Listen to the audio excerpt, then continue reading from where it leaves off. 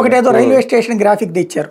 3 లక్షల మంది రోజు దిగడానికి వీలుగా ఉంటది, 25-30 ప్లాట్ఫారాలంట. హైదరాబాద్ కూడా లేదు. అవును, లేదు. ఇలాంటి తప్పుడు ప్రచారాలే అప్పుడు కూడా చేశారు. అమరావతి మంచి రైల్వే స్టేషన్ పెడుతున్నావా, అమరావతిలో ఇంటర్నేషనల్ ఎయిర్పోర్ట్ పెడుతున్నావా అంటే మంచిదే, తప్పులేదు. కానీ అబ్బో అసలు ప్రపంచంలోనే నెంబర్ 1, లేకపోతే అసలు ముల్లోకాల్లో నెంబర్ 1 అని రాసామనుకోండి, అతి అవుతుంది. ఈ అతి ఇక్కడ అమలు కాక ఇక్కడ వాళ్ళు ఓటేలా, అంతా ఇక్కడే పెట్టుకున్నారని అవతల వాళ్ళు ఓటేలా. అంటే అదే అతి అనుకుంటే ఇప్పుడు అంతకు మించి అవుతుంది కదా. నేను అనేది అప్పుడు జరిగింది అది.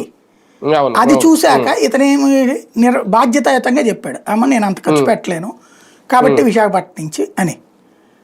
ఇతను అది చేసింది ఏంటి, రోజుల తరబడి ఏళ్ల తరబడి సాగదీశాడు అది. దాంతో రాజకీయ ప్రయోజనం పొందాలనుకున్నాడు, దెబ్బతిన్నాడు.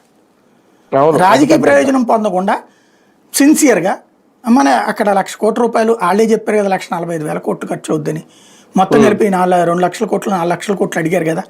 అంత కేంద్రం ఇవ్వనుంది కదా, 2,500,000 కోట్లు ఇచ్చింది కదా, దాన్ని నిదానంగా నేను డెవలప్ చేసుకొస్తాను దశల వారీగా అని చెప్పి ఇక్కడ వాళ్ళకి వాళ్ళ ప్లాట్లు వాళ్ళకి ఇచ్చేసేసి, ఆ ప్రాంతంలో ఉన్నటువంటి మిగతా జనం భూములు వాళ్ళకి ఇచ్చేసేసి, రాజధాని ఇక్కడే ఉంటుంది, సెకండ్ క్యాపిటల్ అక్కడ నేను ఉంటున్నాను, అడ్మినిస్ట్రేషన్ అక్కడి నుంచి నడిపిస్తాను అని చెప్పాడు అనుకోండి.